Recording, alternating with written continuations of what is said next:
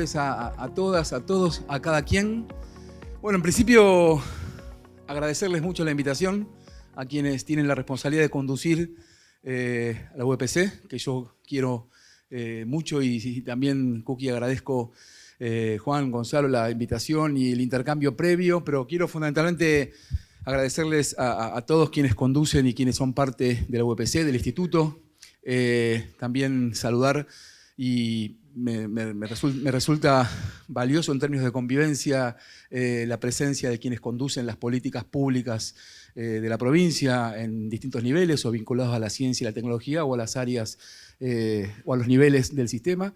Y especialmente agradecerles a cada uno y a cada una de quienes están presentes, que son compañeros y compañeras docentes que transpiran la escuela todos los días.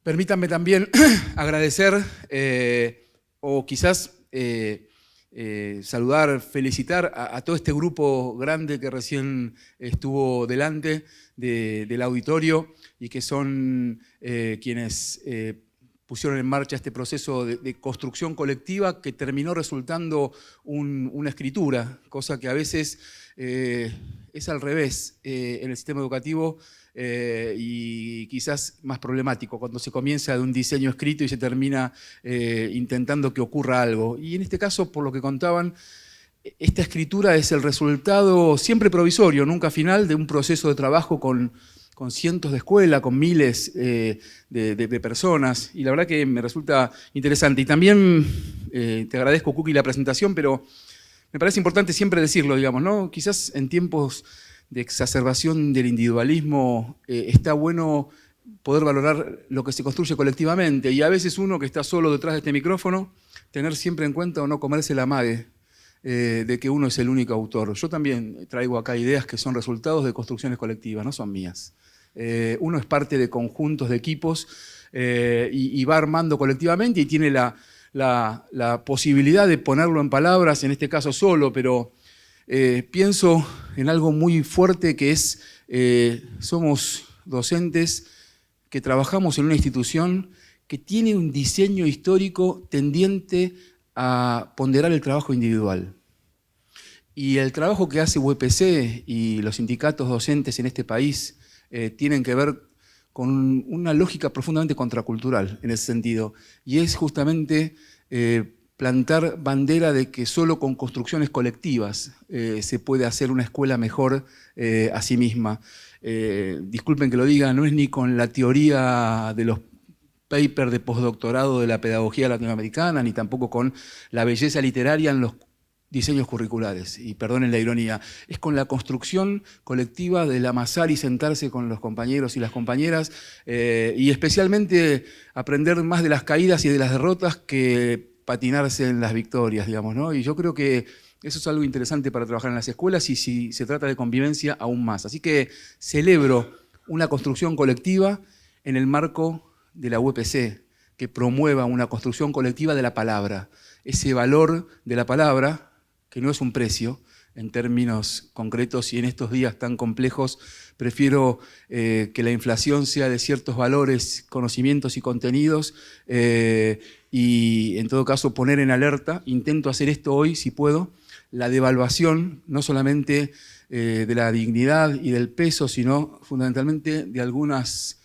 cuestiones que tienen que ver con la educación, con la construcción colectiva, con lo público, con el vivir mejor con los demás, porque de hecho de eso se trata. Y la verdad es que lo que preparé para este rato, si me dan los tiempos, intentaré, después de leerme cada uno de los materiales y conversar mucho con Gonzalo, dije, ¿qué presentar en este espacio? Y dije, el único material que es común y recorre las tres producciones es el decálogo, es el mismo decálogo, y me parece interesante detenerme en el decálogo y poder, en todo caso, trabajar y hacer un zoom en cada uno de los 10 puntos, ofreciendo algunas reflexiones que se me ocurrieron al ir leyendo el material y el decálogo, algunas imágenes, algunas hipótesis, alguna que otra pregunta, Y traigo algunas ideas como suelo hacer y siempre me sentí especialmente bienvenido para pensar juntos. Y pensar juntos no significa estar de acuerdo. Porque justamente si vamos a hablar de convivencia, la historia pasa por vivir mejor juntos y nunca estamos de acuerdo, ni en una comisión directiva de un sindicato, ni en el equipo de conducción de una escuela, ni en el equipo docente de una escuela. No estamos de acuerdo todo el tiempo. En todo caso, la diferencia sustantiva es cómo se construye a partir de ese disenso. Sin de alguna manera quebrar lo común y lo compartido y armando equipo y saliendo a dar las batallas. Entonces voy a hacer ese intento, si les parece y están de acuerdo, recorriendo cada uno de los mandamientos. Me suena mejor decálogo, ¿no?, que mandamientos, ¿no? Por lo menos un deber ser un poco más relajado, digamos, ¿no? Pero quería empezar con una imagen. ¿La conocen? Circuló en las redes y la quería traer hoy acá porque me parece que es elocuente.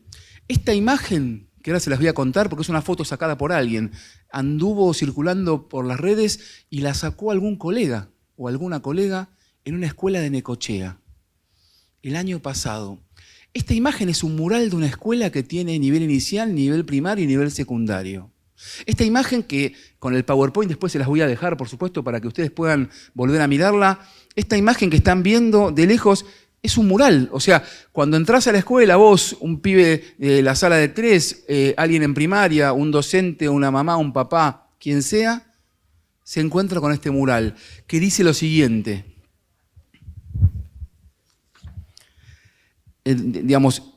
Fíjense que abajo de cada pibe dice jardín, primaria, secundaria. Y arriba dice, empezó tirando papelitos. ¿Sí? No está clara la imagen, pero por eso se los leo. Luego, si van a la primaria, este muchacho dice, siguió tirando tizas. Luego en la secundaria, se puso más sólido el proyectil. Continuó tirando borradores. Y ven la imagen final. Terminó tirando tiros. Por eso te ponemos límites. A mí me parece una imagen provocadora, pero circuló en las redes. Yo tengo un colega, un compañero docente en Necochea. Al rato, por no decir las 24 horas, lo levantaron de Facebook y yo me enteré por mi compañero que trabaja allí, que enseguida la pared volvió al color original.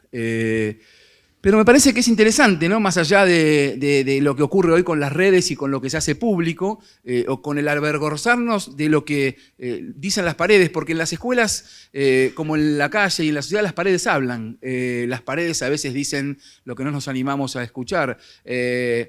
Y la verdad es que me pareció interesante empezar con esta imagen, a propósito de la convivencia, de la imposición a la construcción.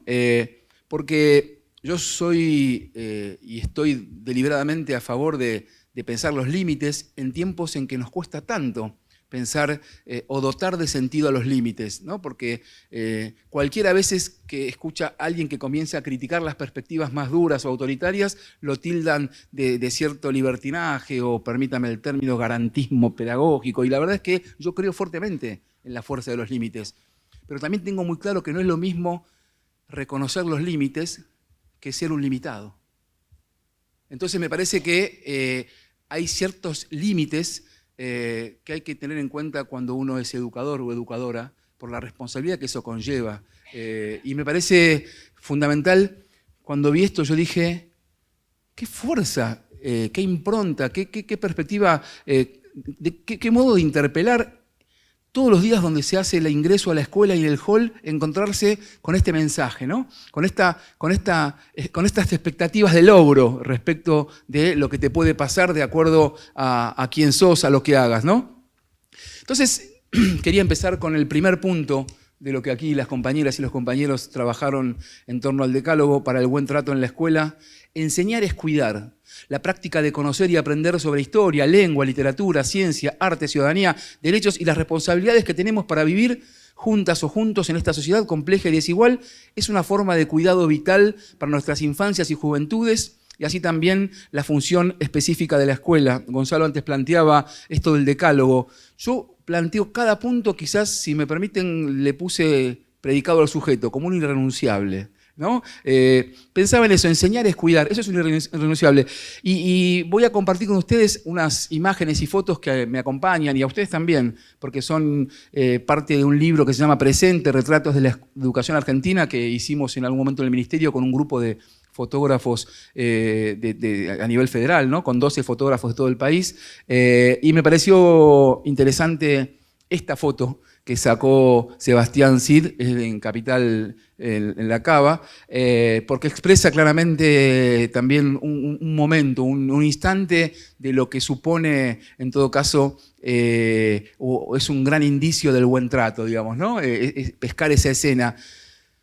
Y decía que enseñar y cuidar es al mismo tiempo, por eso me parece interesante que lo pongan como primer elemento del decálogo. Y yo quería simplemente advertir sobre lo que a veces se naturaliza, pero que es una deliberada falsa opción binaria, porque hay muchos colegas, y ni hablar en la sociedad, que piensan que hay escuelas que enseñan y hay otras que cuidan. Y me parece interesante plantear que enseñar es cuidar, porque es romper con esa lógica de opción binaria que tiende a simplificar, pero fundamentalmente a, de alguna manera, empobrecer el lugar estratégico de la escuela como ámbito de construcción de ciudadanía democrática. Porque no se puede enseñar sin cuidar en una escuela. Por eso no es que hay escuelas que enseñan y otras que cuidan, porque ese es un modo, digamos, esquivo de naturalizar la desigualdad, ¿no? De escuelas de primera y de segunda, supongamos, ¿no? Escuelas que son un aguantadero y otras que se destacan por su excelencia. Y ahí uno empieza a ver los modos en que circulan, entre muchos colegas también, las perspectivas de las falsas meritocracias de las que después quiero hablar, para no esconder el bulto, en todo caso, de los problemas que tenemos que discutir. Falsa opción binaria. En una escuela no se puede, creo, enseñar sin cuidar. En una escuela no podés cuidar sin estar enseñando, porque deliberadamente y definitivamente enseñar sin cuidar es mera instrucción, ¿no? Y de lo que sabemos más o mejor, cuidar sin enseñar es mero paternalismo. Entonces me parece interesante fusionar en este primer punto la idea de enseñar y cuidar. Producir experiencias de igualdad. La escuela es el lugar privilegiado para imaginar y construir otros mundos posibles. Es también el territorio donde los estudiantes y las estudiantes pueden torcer su destino, aquel que parece prefijado de acuerdo a su origen social. Si bien es cierto que la escuela no puede transformar las condiciones de desigualdad de sus estudiantes, sí puede elaborar propuestas y situaciones de trabajo que, partiendo de reconocer a todas y todos con iguales posibilidades de aprender, les permitan reconocerse como sujetos con derecho a participar en la transformación del mundo. Y justamente producir experiencias de igualdad es, como recién les comentaba, pensar en la escuela como un lugar que no distribuye oportunidades en términos materiales. No es la escuela la responsable de hacerlo, pero sí es un ámbito clave en la construcción de ciudadanía democrática y plural, y es un lugar fundamental en donde justamente muchísimos pibes y pibas pueden acceder a ciertos mundos a los que no pueden acceder por cuenta propia o del bolsillo de sus familias. Y ahí está el lugar del Estado. Digo, para empezar también a desentrañar algunas cuestiones que son claves para pensar en el lugar del Estado. Porque producir experiencias de igualdad es tener definitivamente la vocación de que la escuela es un lugar para construir lo común. La escuela es un lugar para construir comunidad. La escuela es un lugar para construir lo público, y lo público tiene que ver con la perspectiva y la necesidad de igualdad, de justicia y de mejor mundo. Y elegí comenzar a poner bajo sospecha algo que capaz también ustedes conocieron, y si no lo conocieron lo quiero poner de manifiesto. El año pasado, en un momento, yo soy muy de las redes sociales y demás, en la página del Ministerio de Educación Nacional apareció en su Facebook esa viñeta que están viendo, que dice Ministerio de Educación de la Nación, dice ejemplo, ¿sí? Y hay un brazo haciendo esta señal, digamos, ¿no?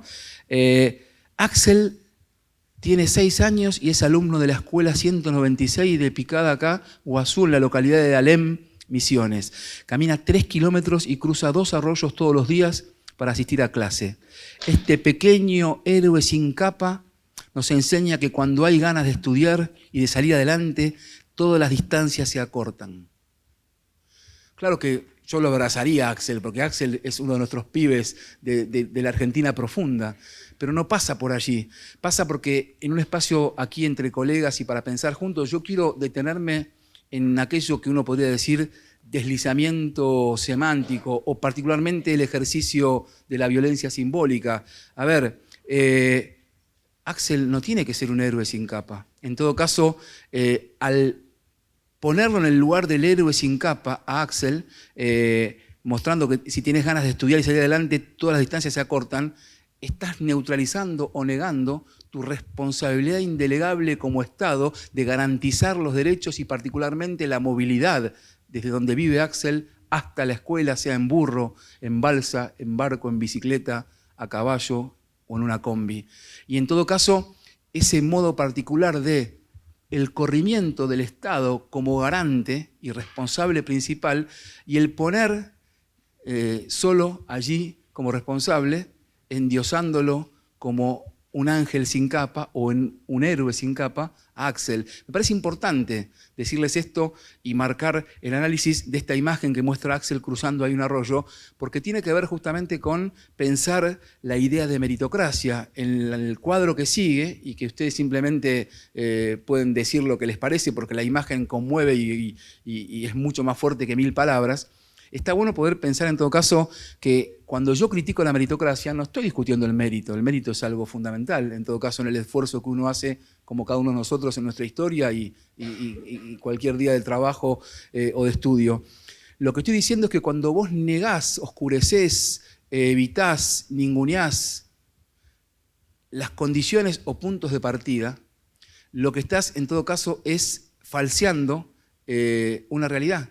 Porque no es lo mismo si yo trazo una línea y te digo que corramos una carrera solo porque la distancia que recorramos sea la misma al llegar al final. No es lo mismo quien corre con unas Nike con cámara de aire que quien corre descalzo con, digamos, 3 pesas atadas a cada tobillo, para hacer una metáfora de la imagen del medio. Entonces, me parece que estas cuestiones tienen que pensarse en la escuela y en todo caso el buen trato de la escuela también está para en todo caso atender qué significa producir experiencias de igualdad. Esa imagen de la escuela técnica en donde en todo caso se interrumpe la herencia y la tradición de la masculinización de todo lo que ocurre en la escuela técnica con la presencia de ella allí, y sin decir demasiado, sino simplemente mostrando esa imagen, también de alguna manera habla de producir experiencias de igualdad. En una escuela y en nosotros los docentes que a veces somos declamadores oficiales del derecho, pero nos cuesta convertirnos en garantes de la práctica concreta del derecho, porque esa es la época que nos toca vivir, no la de la declamación de los derechos, sino de la práctica efectiva de los derechos. Yo creo que la quirurgia de esta época, porque todos se llenan la boca en cualquier lado y cualquier color político, con lo políticamente correcto. Por eso yo hablaba de la belleza literaria de los diseños curriculares. Lo que hay que hacer en estos tiempos es ser quirúrgico y ver el divorcio entre lo que se dice y lo que se hace. Quizás no es otra cosa que aprender de los pibes, cuando nos dicen que ellos aprenden mucho más de lo que ven que hacemos que de lo que les decimos que hagan. Entonces, en ese sentido, me parece que la cuestión quirúrgica pasa por el divorcio entre lo que decimos y lo que realmente ocurre. Tercer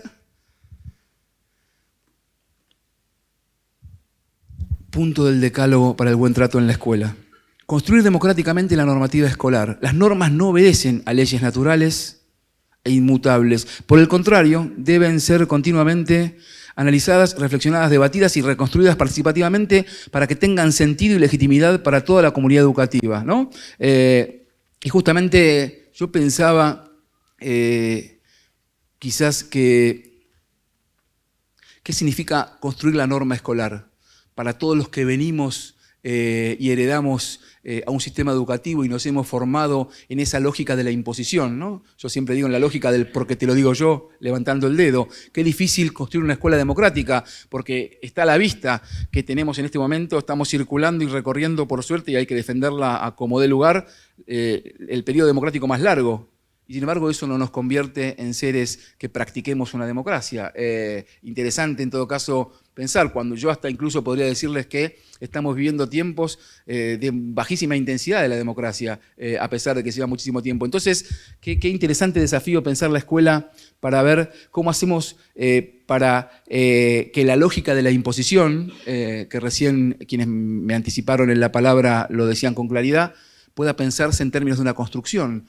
¿Cómo hacemos para que aquello que uno supone que ocurra no sea una implantación, que es una lógica muy ligada a la imposición, y tenga más que ver con los procesos de implementación, que son una construcción más imprecisa, que tiene más en cuenta aquellos procesos de apropiación de lo que uno lleva a la escuela. Y quería, a propósito de que sé que ustedes y yo también valoramos mucho la palabra de Philippe Mériez, para este auditorio, Philippe Mériez, y para el UPC es una referencia, es alguien con quien uno piensa, ¿no? A mí me encanta Mériez porque además de ser un gran pedagogo, cuando habla se nota que tiene muchas horas de escuela en la suela de sus zapatos. Y para mí eso me despierta la escucha de otra manera, digamos, ¿no? En tiempos a veces en los que quizás los discursos pedagógicos se mercantilizan, o en todo caso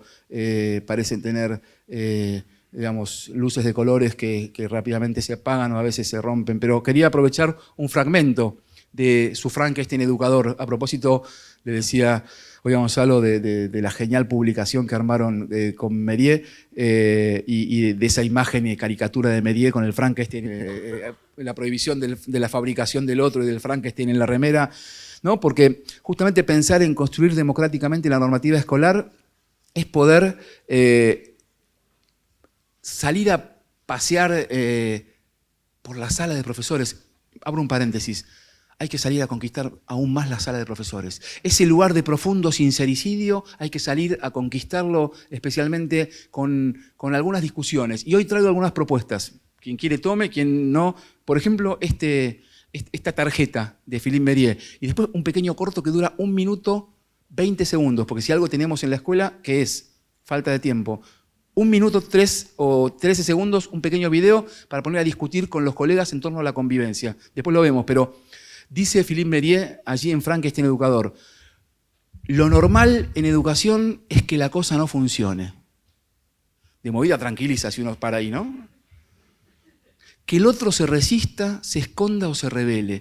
Lo normal es que la persona que se construye frente a nosotros no se deje llevar o incluso se nos oponga, a veces simplemente para recordarnos que no es un objeto en construcción, sino un sujeto que se construye. Cuando se nos opone un grupo o se nos resiste ese pibe, justamente nos está diciendo que no es un objeto en construcción, sino que es un sujeto que se está constituyendo como tal. Y me parece notable volver a esto de construir democráticamente la normativa escolar, porque leyendo el trabajo que ustedes plantean, ustedes están poniendo por delante la idea de que los pibes y las pibas, y pienso especialmente en la secundaria, pero también en el nivel primario y, ¿por qué no, el inicial? Los pibes tienen que ser sujetos de las normas. Porque si reconocemos que los pibes son sujetos de derecho, no podemos seguir aceptando que algunos quieran que los pibes sean sujetos a sujetar o sujetos sujetados. Creo que hay que pensar en los pibes como sujetos de derecho, y eso supone que los pibes tienen que ser sujetos de la norma, ¿no? Yo pensaba justamente hoy al ver la movida con la que iniciamos, digamos, ¿no? de tomar contacto con otras expresiones de las culturas juveniles, como planteabas cuando hiciste la introducción al material. Y la verdad es que, a ver, no es lo mismo cuando un pibe se manda una macana en la escuela y no conoce la norma o la vio por TV, que cuando participó de la construcción de la norma.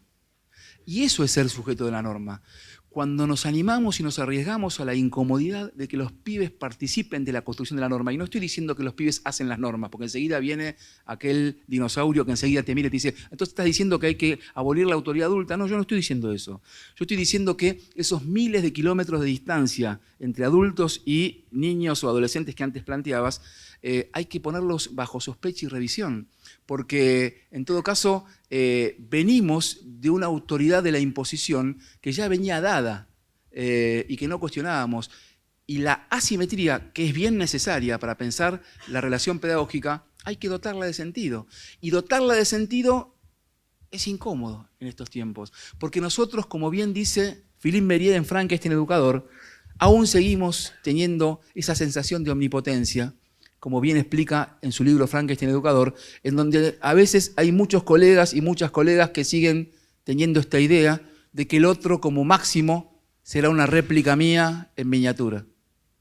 Y eso es un acto de subestimación, por más que uno porte discursos políticamente correctos. Entonces, en ese sentido me pareció interesante pensar que los pibes sean sujetos de la norma. Ese pibe que participó de la construcción de la norma no va a estar contento cuando sea sancionado, porque a nadie le gusta que lo sancionen cuando se llama una macana. Pero su capacidad de revisar lo que hizo no es lo mismo si a la norma no la conocía o la vio por TV, que si fue parte de la construcción de la norma entre pibes, pibas y adultos. ¿Se entiende? Entonces me parece interesante ese ejemplo para pensar en esta tercera parada, en este recorrido y decálogo que estamos compartiendo. Asumir las diferencias como constitutivas de la vida social enriquece la experiencia escolar. Históricamente la escuela intentó borrar y o sancionar las diferencias, homogeneizando conductas, modos de aprender, pensar y comportarse. Asimismo sabemos que ello no es justo ni deseable. Es decir, reflexionar en la escuela sobre diferentes tipos de diferencias permite ampliar la mirada sobre el mundo, valorar otras opciones de vida, reconocer las múltiples desigualdades existentes y las más recientes igualdades construidas. De este modo, los conflictos que suelen producirse por la presencia de diferencias de distinto orden se transforman en oportunidades para enseñar y aprender. Y pensaba que también con estas imágenes que nos devuelve la propia historia, si ustedes miran, en todo caso, allí está el patio en el que nos hemos formado, algunos de los que estamos acá, sin duda, en aquella misma distribución del espacio de una escuela normal o del nacional al que fui yo. Y al lado hay otras imágenes, más latiendo al ritmo cardíaco del siglo XXI, ¿no? Con esos modos de estar en el mundo que a veces nos espantan, nos inquietan, nos incomodan, que a veces nos cruzamos de vereda, pero son ellos y son ellas con quienes tenemos que armar comunidad y con quienes, en todo caso, tenemos que reconocernos fundamentalmente hermanos en términos ciudadanos. Y me parece que allí arriba esa imagen a mí me tiene siempre pendiente, ¿no? Porque también revela de alguna manera los desafíos de aquello que tiene que ver con revisar los modos en que nos vinculamos entre las personas, ¿no? Y eso es la educación sexual integral. Frente a tanta cosa que se dice, tiene que ver con aprender a vivir juntos y juntas, aprender a, en todo caso, desarmar ciertos modos tradicionales, profundamente paternalistas y patriarcales de distribuir la palabra, las oportunidades, los cuerpos. Me parece que es un desafío fuerte para esta época y profundamente incómodo. Yo siempre sostengo que en la Argentina, y esta provincia estuvo a la cabeza, se ha logrado un proceso de inclusión increíble en términos de que toda nuestra población logre cumplir con la escuela primaria. O sea, hemos sido exitosos en términos de la región y no es poca cosa. Como punto de inflexión, la 1420 fue un hecho fundamental, una piedra fundamental para que la escuela primaria argentina, de alguna manera, entre a todas las casas, por decirlo de un modo. Que el cuaderno de clase de una primaria sea ese objeto material de la escuela que, independientemente del sector social de pertenencia, está allí, en cualquier mesa, no importa las condiciones precarias o de mayor comodidad de cualquier casa. Y eso es muy fuerte en términos de construcción de ciudadanía. El problema es que a veces nosotros, argentinos y argentinas, nos quedamos tildados con el éxito, ¿no? Como con Messi, cuando ya no empieza a hacer goles en un mundial, empezamos a defenestrarlo cuando 5 minutos antes era Gardel y Lepera. Y la verdad es que yo no quiero hablar del éxito que tuvimos con la inclusión que en 70 años logramos a partir de 1420, que todo está en la escuela. Me parece mejor en estos casos, y a propósito del buen trato, hablar de lo que no se habla. O investigar el crimen que no se investigó. Y es hablar del modo en que la escuela incluyó. En la manera en que la escuela nos incluyó a los que fuimos parte de esa primaria, especialmente del siglo XX. Y esa manera de incluir fue profundamente excluyente. O por decirlo más certeramente, los procesos de inclusión fueron no otra cosa que una equivalencia a homogeneización. Todos adentro, a como de lugar. Y había que dejar en la puerta de la escuela el cocoliche de los abuelos, los modos de vivir, de estar, las costumbres, hasta las canciones de cuna y la propia identidad que uno traía desde el barco o de donde fuera. Y el guardapolvo blanco, de alguna manera, ocupaba ese lugar de ficción de igualdad. Y no sé ustedes, pero yo, vestirnos del mismo modo, cantar lo mismo. Aurora, yo nunca la canté bien, pero simplemente con tararearla alcanzaba, o mover los labios. Y la verdad es que me parece interesante pensar que este modelo de inclusión que fue homogeneización, no democratización, inclusión que fue homogeneización, lo que hizo fue dejar allí expuesta a la diferencia como una deficiencia. Si la inclusión es homogeneización, la diferencia queda congelada como deficiencia, incluso como anormalidad y también como amenaza. Por eso no es loco ver que a veces cuando trabajamos como docentes, el diferente es el raro. ¿O acaso no pasa a veces entre docentes? ¿Y la viste a esta docente nueva de geografía? Sí, viste que... A ver, o en un curso también, este es pibe, o sea, ¿y este? ¿Qué es eso que está viniendo ahí? Y es un pibe, igual que vos, que yo, pero bueno, entonces me parece que está bueno pensar justamente que la inclusión como imposición nos marcó la cancha. Permítanme, yo a veces me resbalo en muchas metáforas deportivas, es un problema que tengo, pero no puedo controlarlo. Y entonces, me parece que es interesante, y recién creo que alguno de los que me antecedieron el uso de la palabra dijo, no sé si fue Cookie, que creo que fuiste vos, que no se trata solamente de pensar en cómo construir convivencia en la escuela, sino también pensar en la relación que hay entre cómo construimos convivencia en la escuela y cómo se construye convivencia por fuera de la escuela, ahí en la vereda, en las plazas, en las calles, en los medios de comunicación.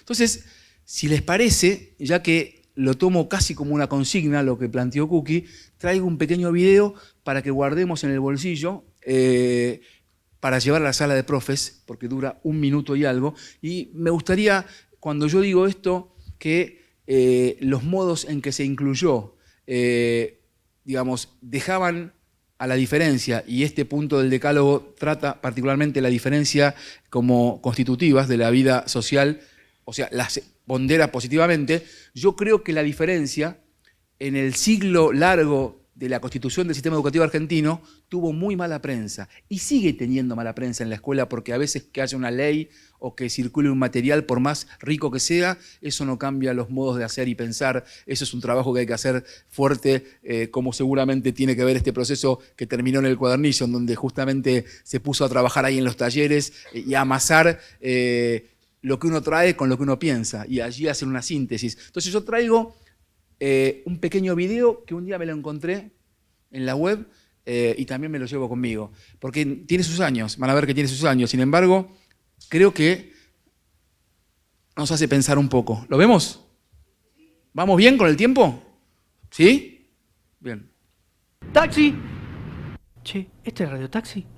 ¿Por qué tiene la mano en el bolsillo? ¡Qué boludo! No me fijé si era Radio Taxi. Yo arranco. ¿Por qué arrancó si yo no le dije nada? Ni en pedo le digo la dirección de mi casa. ¡A Chacarita! ¿A Chacarita? ¿Por qué no me dice la calle? No tiene foto, la ficha no tiene foto. ¡Ay, cagué! ¿Sigue con la mano en el bolsillo? Ah, yo le prendo la calefacción. Que se cague de ¿Qué calor. pasa? ¿Por qué toca todos los botones? Si no está lloviendo, ¿por qué pone limpio La parabrisas? puta madre que los parió este auto de mierda. No anda ¿Qué nada. está haciendo? ¿Qué está haciendo? ¡Me quiere ahogar! ¡Me quiere ahogar! Uy, me cagó. Tiene un chumbo. Yo me voy para Corrientes. ¿Por qué dobla? ¿A dónde me lleva? No, yo le digo que pare. ¡Detenga el auto! ¿Qué? Ni en pedo. ¡Detenga el auto! No paro. ¡Pare! Se volvió loco. No para, se volvió loco. Me mata. Me llevan a la villa, me van a Me afanar, mata. ¿Qué hago? ¿Qué hago? Más sí, me tiro.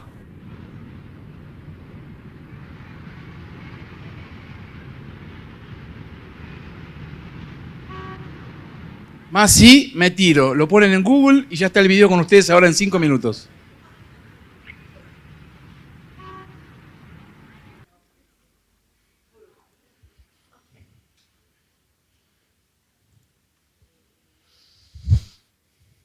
Un minuto, 20 segundos.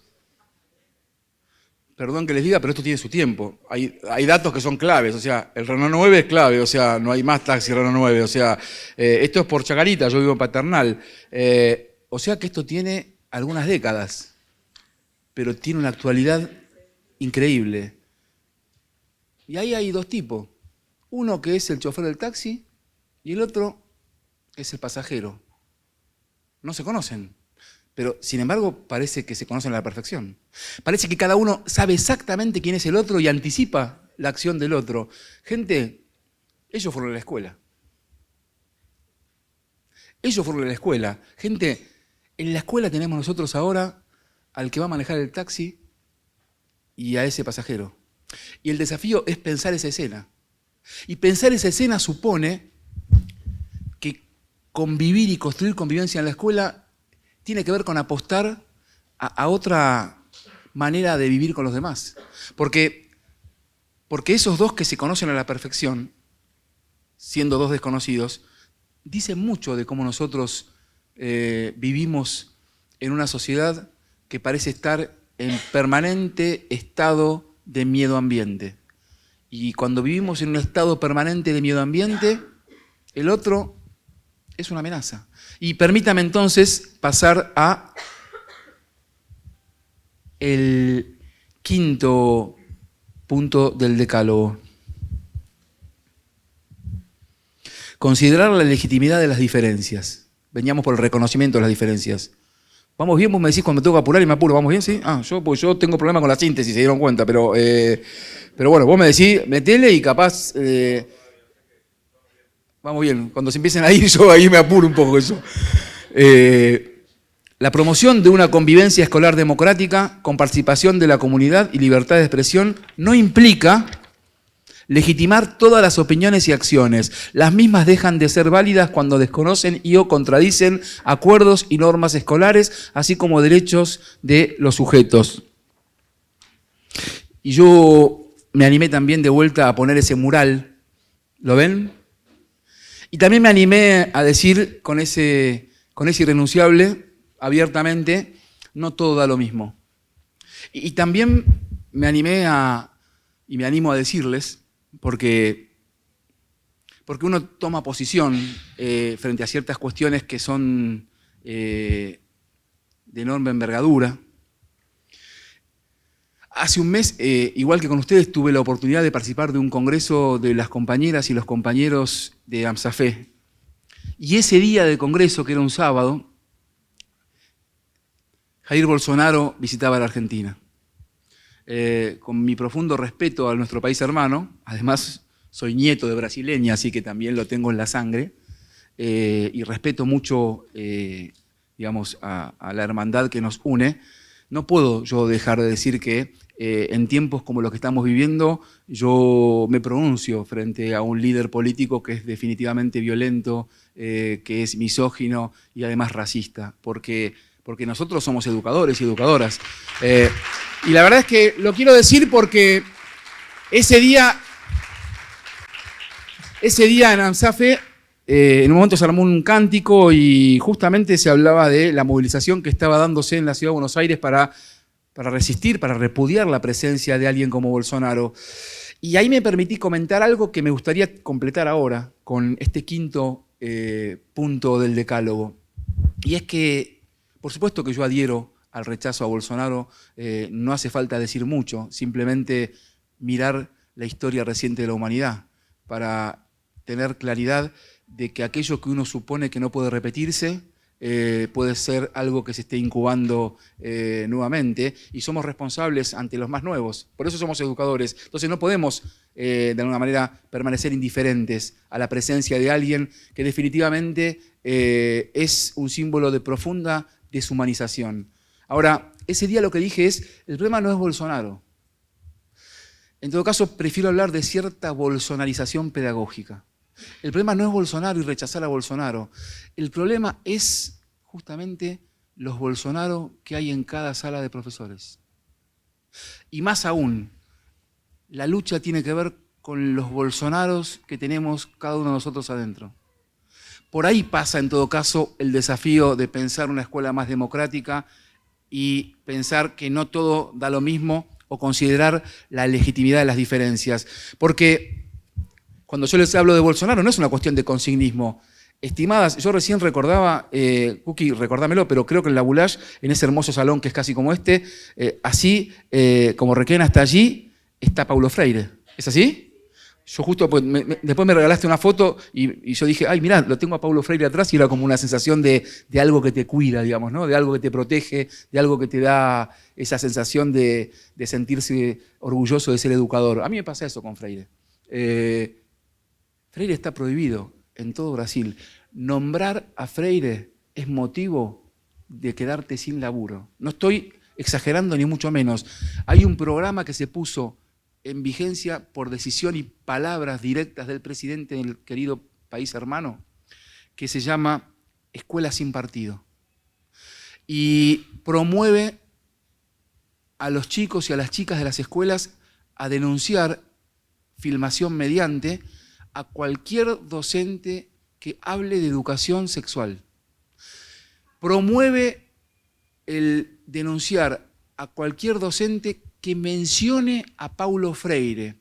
O sea, Paulo Freire se convirtió en el símbolo de la demonización. Y me parece importante decir esto acá y entre colegas. Entonces, me parece que, por eso planteé que cuando se construye una alteridad como amenaza, las prácticas pedagógicas que se enaltecen son, por ejemplo, el imperativo de la delación.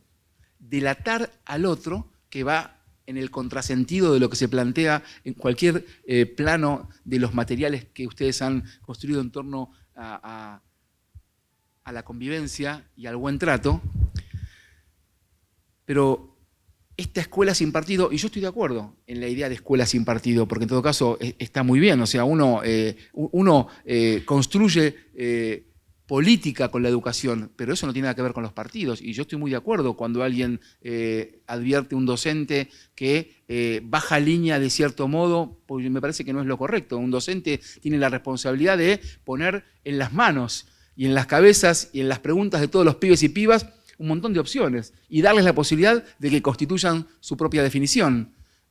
Pero eso no es lo mismo que aquello que plantean esquiva y engañosamente con esta escuela sin partido, porque en nombre de la neutralidad el objetivo es neutralizar al otro y particularmente neutralizar a un otro específicamente determinado. Entonces me parece importante traer esto como un ejemplo de algo que no es una ilusión ni tampoco algo que te contaron, es una disposición política de una democracia hermana. Por eso es que atenti con que uno puede rápidamente encontrarse viviendo en una democracia de bajísima intensidad. Por eso es importante defender la democracia, pero defenderla en su más alta intensidad. Y entonces quería pasar al sexto punto del decálogo, que plantean de manera valiosa, caracterizando al buen trato, cuando implica tener registro de los otros y las otras, sus necesidades, expectativas, reconocer, el reconocimiento del otro. En este marco, recordar su nombre, preguntarle cómo están, realizar devoluciones a sus producciones y explicar al corregir, está buenísimo como ejemplos bien concretos de lo que a veces se declama y no se practica, ¿no? Esto de realizar devoluciones, ¿no? Porque a veces se habla de evaluar. quizás lo más fuerte e interesante que uno recibe es una devolución. Porque un 8 o un 5, y ahí nomás sin nada, no dice nada. A veces un 8 es totalmente distinto a otro 8, un 5 a otro 5. Pero cuando te dan una devolución y te devuelven aquello del esfuerzo que hiciste como alumno, es otra cosa. Y lo mismo respecto de un montón de prácticas que tienen que ver con el reconocimiento, ¿no? El explicar cuando te corrigen, o el preguntarles cómo están, o el recordar y preguntarle su nombre a alguien. Yo fui siempre Brenner y atento ahí al toque cuando tomaban lista, porque la lección venía yo enseguida. Entonces vos fuiste un número. Ahora, cuando vos tenés un nombre para tu docente en la escuela, es otro modo de estar en el mundo, especialmente para aquellos a los que no se les da la palabra.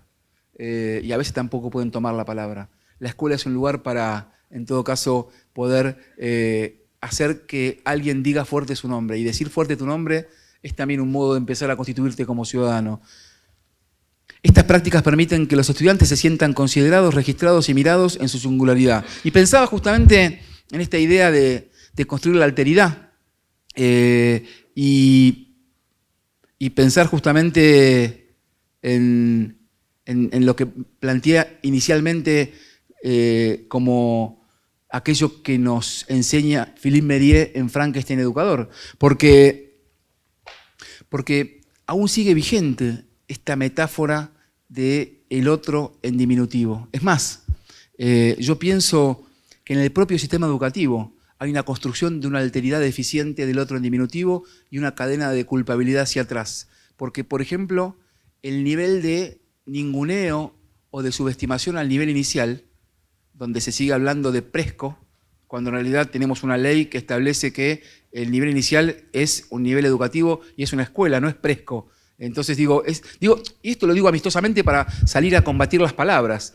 Una vez, con claridad, Pierre Bourdieu dijo: quien nomina, domina. Por lo tanto, las palabras son tan importantes para cuando alguien dice su nombre como para cuando alguien dice presco. No es presco, es la escuela. Y entonces me parece interesante tener en cuenta esto de qué significa el reconocer al otro. Quizás no me gustan las clasificaciones, pero los efectos de un espacio como el que tenemos hoy y de una limitación en el tiempo, lo que cotiza más en el mercado de los intercambios es esta construcción del otro como amenaza, a partir de lo que recién veíamos y poniendo el ejemplo clarísimo en Masí me tiro.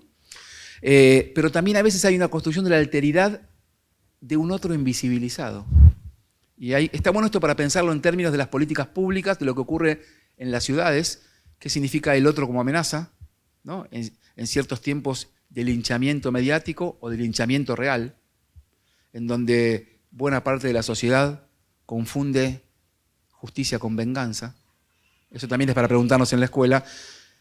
Y también en los modos de invisibilizar al otro. Y las invito y los invito a que este ejercicio o esta operación que estoy describiendo en la sociedad lo pensemos en el aula, lo pensemos en la escuela a propósito del material que ustedes armaron o de alguna de las propuestas de actividad que tienen en cada nivel. ¿Qué significa ese otro como amenaza? ¿Qué significa invisibilizar a ciertos otros o a ciertas otredades? Y yo planteo acá una versión quizás más interesante, que es pensar al otro como mi complemento, digamos, ¿no? Y ahí pienso en el marco del reconocimiento del respeto, no tanto de la tolerancia, porque tolerar al otro es así, digamos, ¿no? No es así, de igual a igual.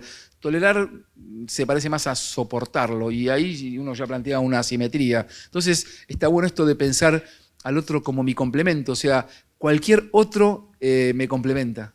No importa quién sea, y yo lo complemento o la complemento. Y me parece que está bueno también para pensar ahí en salir a darle batalla contracultural a esta instalación del otro en diminutivo. Y me voy a la séptima parada en este camino: construir experiencias democráticas en la escuela.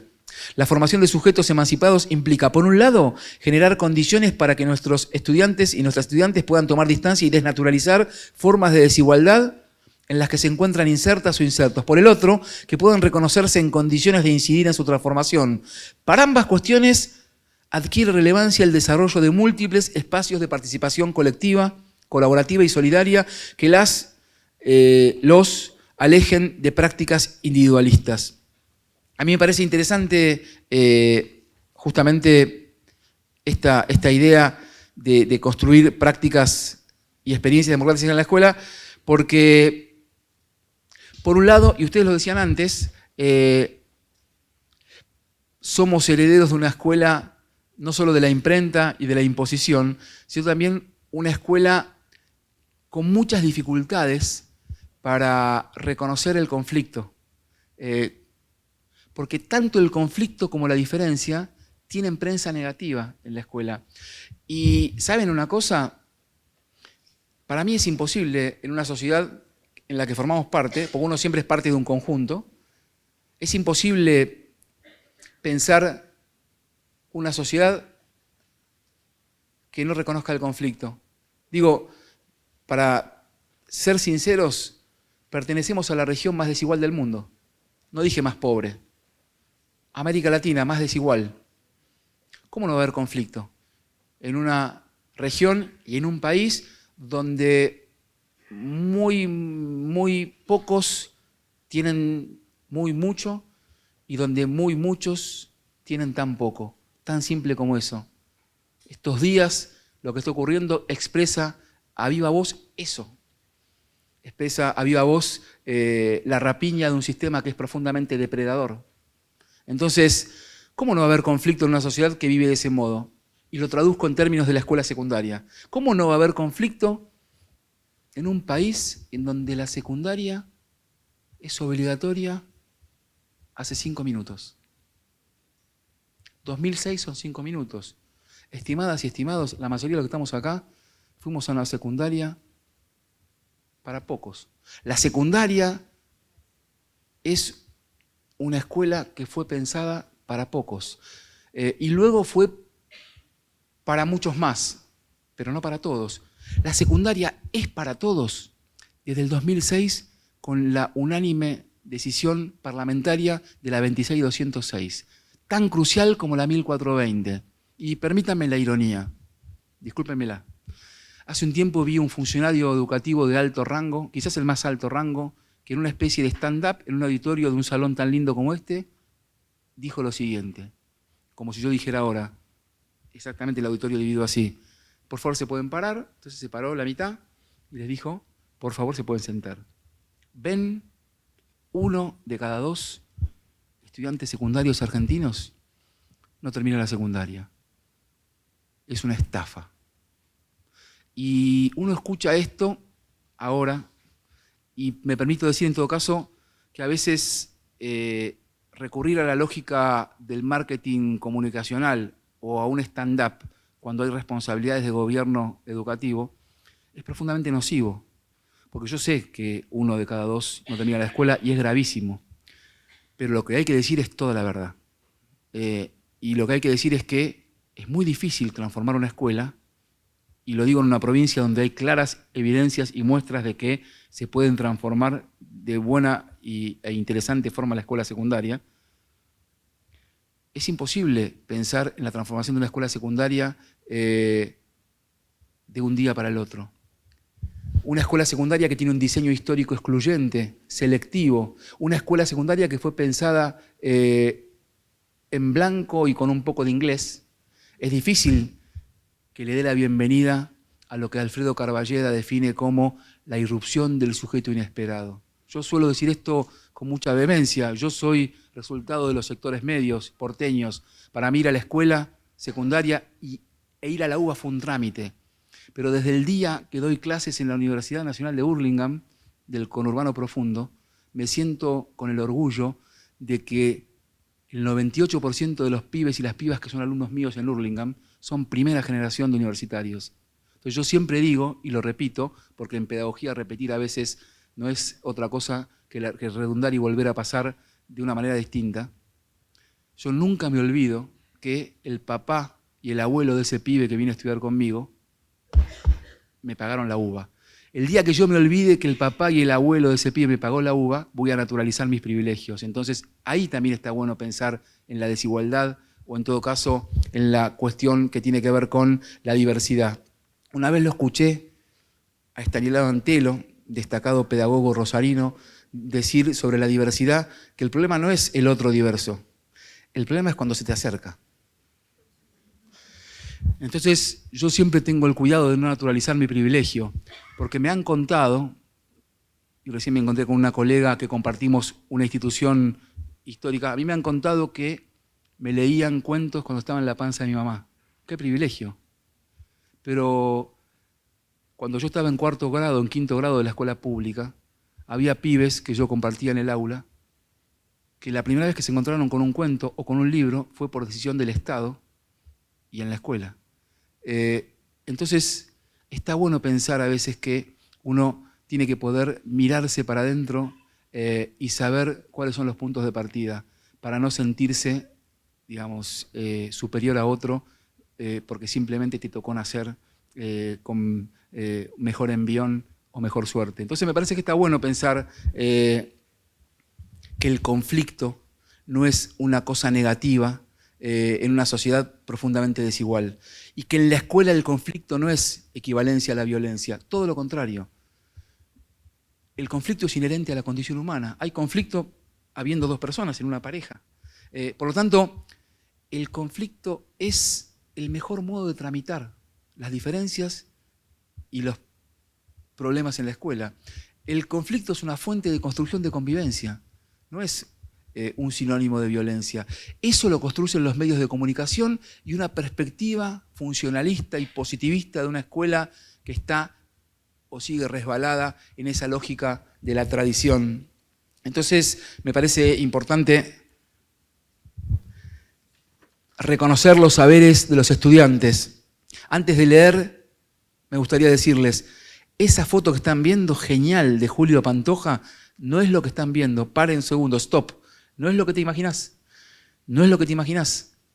Porque él, el que está en el fondo, está con su acorde. Ella está con su pulgar ampliando la pantalla con el pentagrama. Y el de adelante está en la suya. O sea, está bueno esto para interpelar a un adulto y decirle, pará un poco, porque antes de sentenciar no le haces una pregunta. Entonces, está bueno, eso no es lo que mirás de movida. Digo, a propósito de pensar en reconocer no solo los saberes, sino reconocer al otro y reconocer a los pibes. Esa foto dice mucho cuando uno la mira de movida. Y cuando la sigue mirando, se da cuenta que no es exactamente lo que vi de primer momento, sino que es otra cosa. Reconocer los saberes de los estudiantes. La habilitación de espacios de escucha y diálogo donde se reconozcan como válidas opiniones, saberes y prácticas de los y las estudiantes contribuye a construir vínculos educativos basados en la confianza de hablar, opinar y proponer. Ello supone como docentes permitirnos asumir que no sabemos todo, que tenemos dudas y puntos de vista para compartir con nuestros estudiantes y que ellos pueden aportar de manera continua a la producción de saberes colectivos. En esa decisión política y pedagógica que tuvo haber empezado hoy con esas expresiones del cuerpo, de la cultura, de los pibes y las pibas, el reconocer aquello que muchas veces suele ser difícil que entre a la escuela. Está bueno porque reconocer los saberes de los pibes supone no solamente tomar la decisión de estar incómodos o incómodas como escuela o como adultos, en tanto condición necesaria para hacer de la escuela un mejor lugar, sino que también supone poner bajo sospecha o en jaque ciertas cuestiones anquilosadas de la cultura escolar que se ven impedidas de dialogar con otras culturas.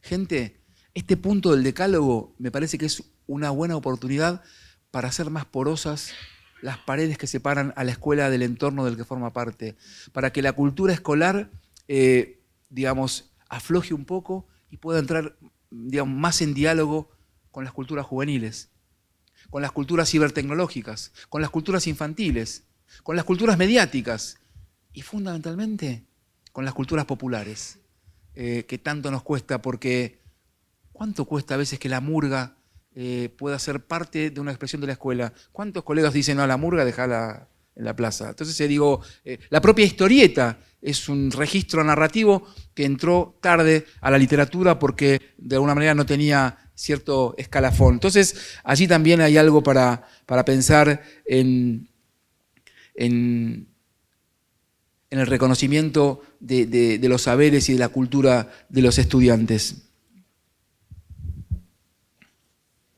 Una recomendación, porque este espacio también y este decálogo me permite recomendarles una lectura, el 9º y anteúltimo de los puntos del decálogo. Richard Sennett, su último libro es Juntos, Rituales, Placeres y Políticas de Cooperación. Lo quería traer como una recomendación. En ese libro, genial libro, Richard Sennett plantea justamente que el esfuerzo y el desafío es ver cómo hacemos para unir lo diverso para confrontar con la adversidad. Digamos, esa es la operación pedagógica que hay que pensar en una escuela, tanto con los pibes y las pibas como con los docentes, o entre docentes y directivos, y es cómo hacemos para construir lo común entre aquellos que convivimos, especialmente incluso con aquellos que no nos bancamos. Ese es el desafío de pensar la convivencia democrática en una escuela. Y me parece que hay algunas perspectivas interesantes en este libro de Richard Sennett. Vuelvo a algunas cuestiones que planteé antes, ¿no? La idea es que la escuela sea un ámbito clave de construcción de ciudadanía y de democracia, no un lugar en el que te recibas de consumidor, o en todo caso que seas simplemente un usuario. Yo soy muy crítico de incluso algunas propuestas pedagógicas y educativas que simplemente el marketing comunicacional nos vende una realidad que no es cierta, o más bien que es virtual. Porque claro, si vos le ponés a una escuela del futuro, y la criticás, vos sos el pasado.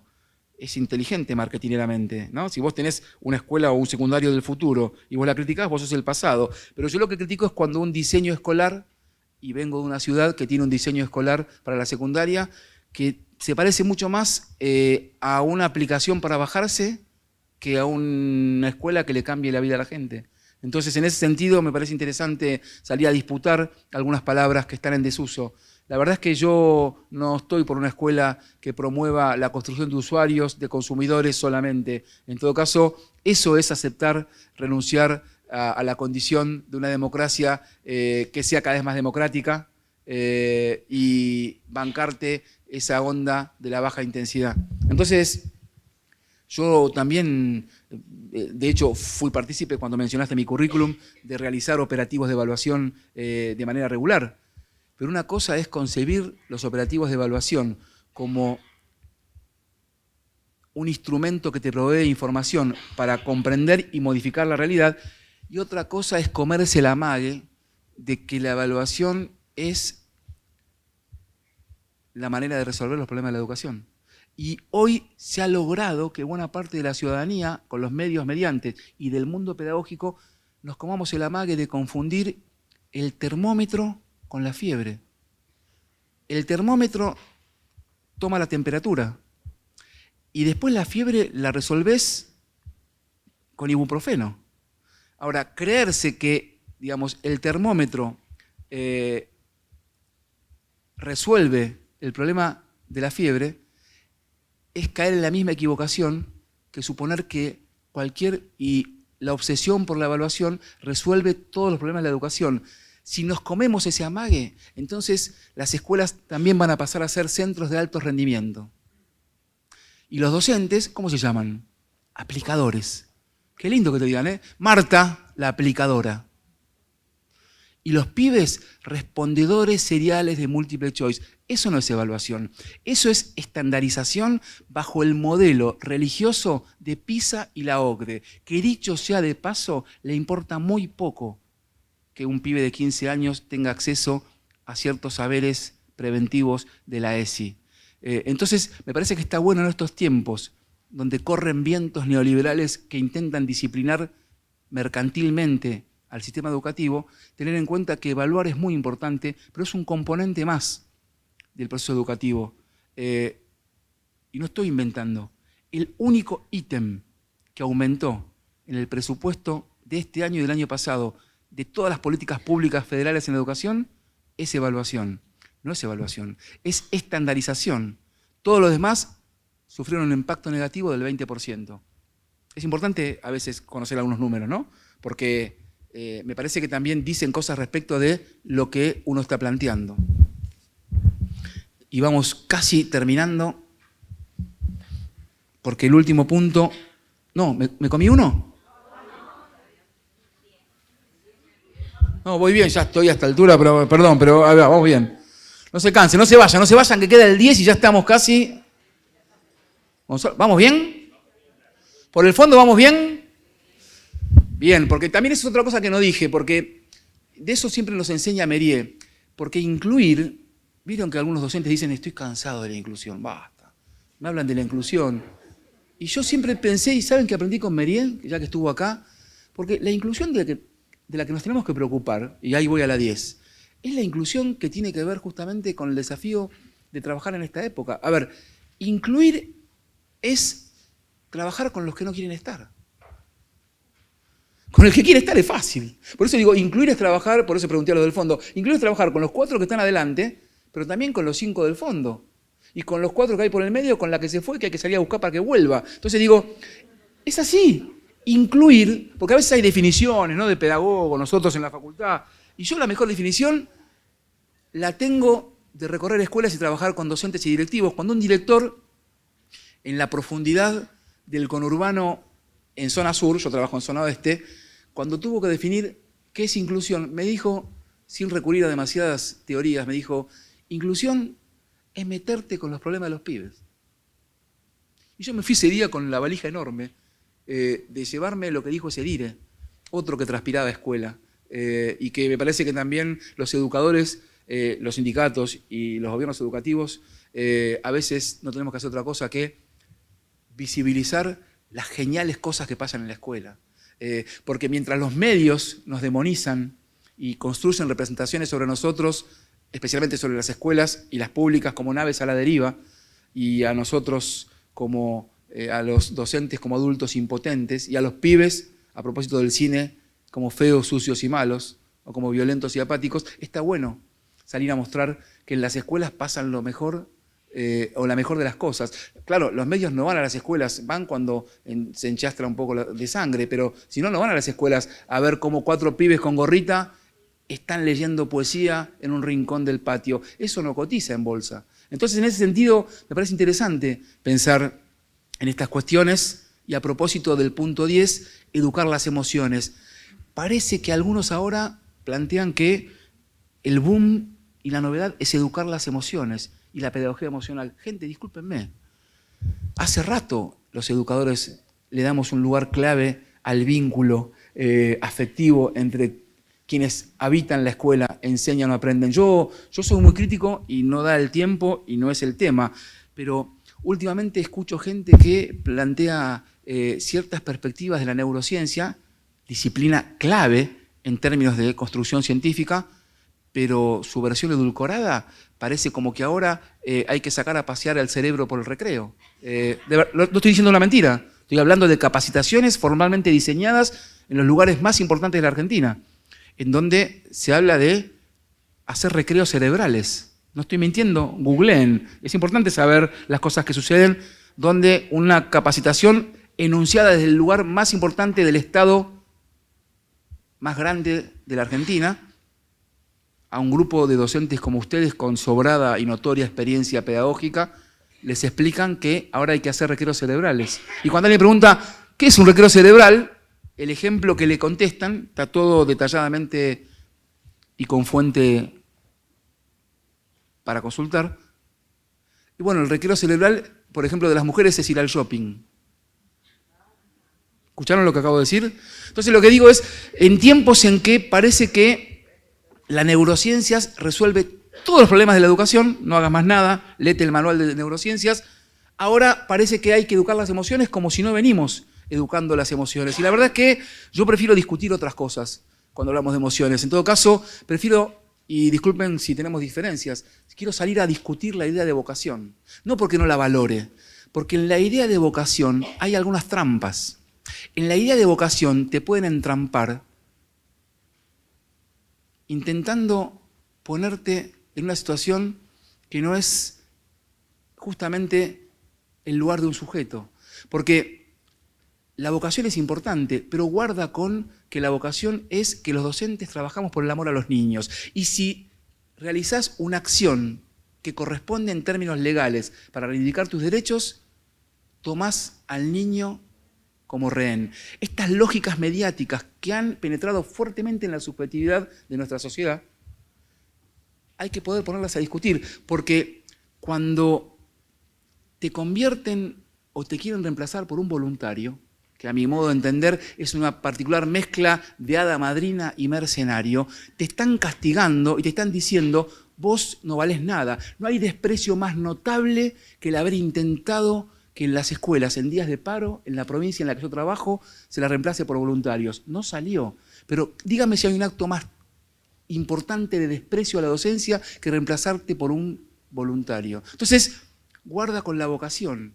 Prefiero hablar en términos de profesión. Y Dubet mediante, hoy hablamos de Dubet, prefiero hablar de la pasión. En todo caso, eso quiero salir a buscar. La pasión que nos enarbola o nos define como docentes. Porque muchas veces la docencia también y la práctica educativa se va secando por ciertos deberes ser y lo rutinario de hacer siempre lo mismo. Salgamos a debatir sobre la pasión, más que quedar atrincherados en la vocación. Porque también en la vocación hay que pensar, y aquí veo a la secretaria de Género del sindicato, en la vocación también hay que pensar que hay cierto modo esquivo de anular o invisibilizar la condición centralmente femenina de la composición social de la docencia, porque me parece que esto está bueno para pensarlo y en general se discute bastante poco.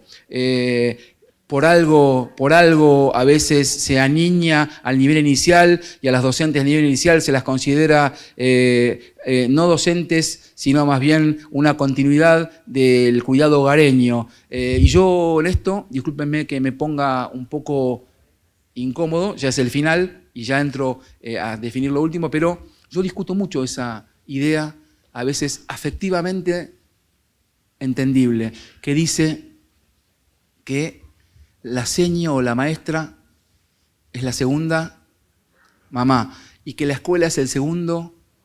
Yo no discuto esa condición afectiva, pero guarda, gente, está bueno en un espacio como este no resbalarnos y detenernos para ver qué está diciendo, porque primero que puede ser también el maestro, no la maestra, y además porque me parece que una mujer elige ser mamá. No está condenada al nacer mujer a ser mamá. Y esas son situaciones complejas para discutir. Y voy a decir algo más incómodo. Si la maestra es la segunda mamá, la escuela sería la continuidad de la maternidad por otros medios. Y la maestra no es la segunda mamá, es la o el primer adulto por fuera de la familia ante quien un pibe se puede constituir como ciudadano.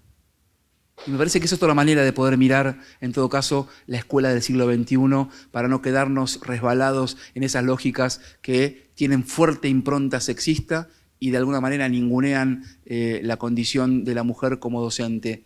Y lo mismo les diría de que la escuela no es el segundo hogar, sino que es el primer ámbito por fuera de la escuela para construir ciudadanía. Entonces, en ese sentido, me parece que prefiero más que solo hablar de educar las emociones, prefiero hablar del amor solidario y de los vínculos que ayudan a crecer, justamente para ir a contramano de esa versión del otro en miniatura, justamente para discutir esa versión del amor romántico que inferioriza especialmente a la otra. Entonces, en ese sentido, me parece que está bueno pensar educar las emociones siempre con un fuerte contenido político, porque de repente Marta también dice, no, pero yo no hago política. Sí, Marta.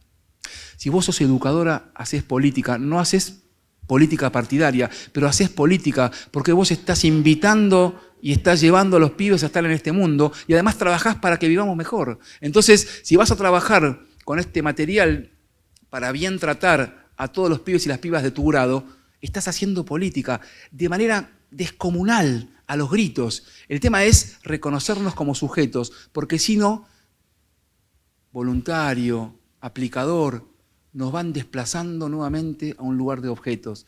Y cuando sos un objeto de control de las políticas, te despojan de lo principal. En mi ciudad, se los digo bajito, lentamente fueron cambiando en los carteles, mucho dinero en los carteles de las calles, van cambiando la palabra, escuchen esto, pública por gratuita. Y la gente compra. Y yo digo, guarda con comprar, y me acuerdo de Bourdieu, quien nomina, domina. Si vos reemplazás la palabra pública por gratuita, estás legitimando la mercantilización educativa, porque justamente al convertir pública en gratuita, la despojás de lo mejor que tiene, que es justamente la construcción colectiva, es el estar y hacer con otros. Eso es lo que nos define y fundamentalmente nos fortalece en términos de construir lo público y la defensa de lo público y de la educación pública como patrimonio histórico argentino. Por algo en mi ciudad no pueden ni siquiera con la mayoría parlamentaria desbaratar a 29 institutos que son de enorme jerarquía. Yo soy docente del Joaquín B. González hoy y parece que suena bien marketingamente la UNICABA. Universidad suena mejor que terciario. Entonces digo, guarda con las palabras porque en esos intercambios a veces nos ningunean y hay ciertas palabras que pierden peso y presencia. Y yo no estoy dispuesto a que pierda presencia la palabra igualdad. Yo no estoy dispuesto a que pierda presencia la palabra solidaridad. Yo no estoy dispuesto a que pierda presencia la palabra inclusión. Y sí quiero poner bajo sospecha cierta idea de la meritocracia. Y sí quiero poner bajo sospecha cierta idea de calidad educativa. ¿Saben qué? Yo no me banco ese adjetivo. Hablemos de educación de calidad, no de calidad educativa.